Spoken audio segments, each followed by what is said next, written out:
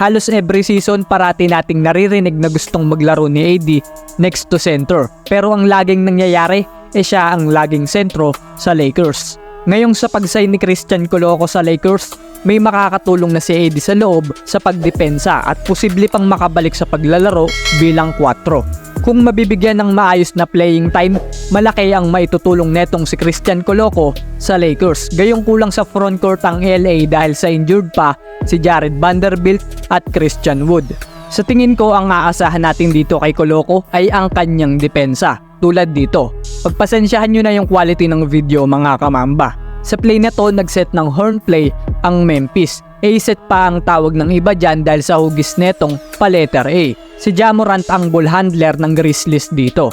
Elite na player itong si Ja Morant. Alam naman natin na mahirap talagang bantayan yan. Pagkalusot ni Ja Morant sa gitna, ang sumalubong sa kanya ay si Coloco. Nakasabay pa si Scottie Barnes sa kanya, kaya ngayon nasa difficult situation si Ja Morant. Mahihirapan siyang maipasa ang bola sa corner or sa likod niya kasi posibleng ma-deflect yun. Kaya ang ginawa na lang ni Ja Morant ay mag-Eurostep at pick upin ng bola. Kaso maganda ang position ni Coloco sa depensa. Laking tulong din ang mahaba niyang wingspan kaya nablangka niya itong tira ni Ja Morant.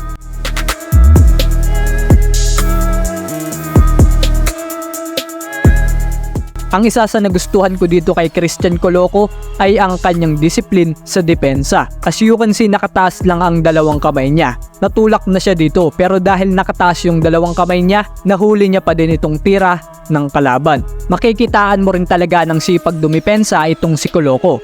Dahil noong makuha ng Piston player ang offensive rebound, siya pa ang humabol at nag-contest sa tres ni Isaiah Livers. 36.5% ang 3-point shooting percentage ni Isaiah that time. Good contest by Coloco, kaya ayun, sablay yung tira.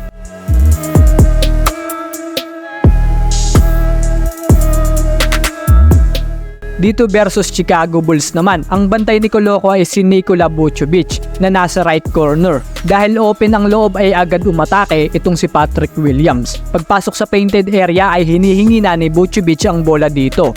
9 out of 15 siya during that season or 60% ang 3-point shooting percentage niya sa right corner. Kaya sugal din itong ginawa ni Coloco. Noong nakabuelo na si Williams, balak pa sana netong i-posterize si Coloco. Pero dahil sa athletic din itong si Coloco, nasupalpal niya itong poster attempt ni Patrick Williams.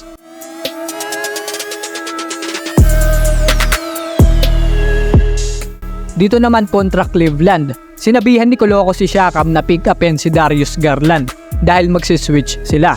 Dito dapat lilipat si Coloco kay Dean Wade pero biglang inatake ni Garland ang depensa ni Siakam. Maganda tong ginawa ni Siakam na ibalato ang depensa kay Coloco at pumunta sa labas ng painted area just in case na ipasa sa corner yung bola. Sa peke ni Garland kumagat si Coloco pero tignan nyo, yung disiplina sa depensa andun pa din. Kaya pagbaba nag-hands up pa din siya at nadepensahan niya ng maayos at nablangka pa yung tira ni Garland.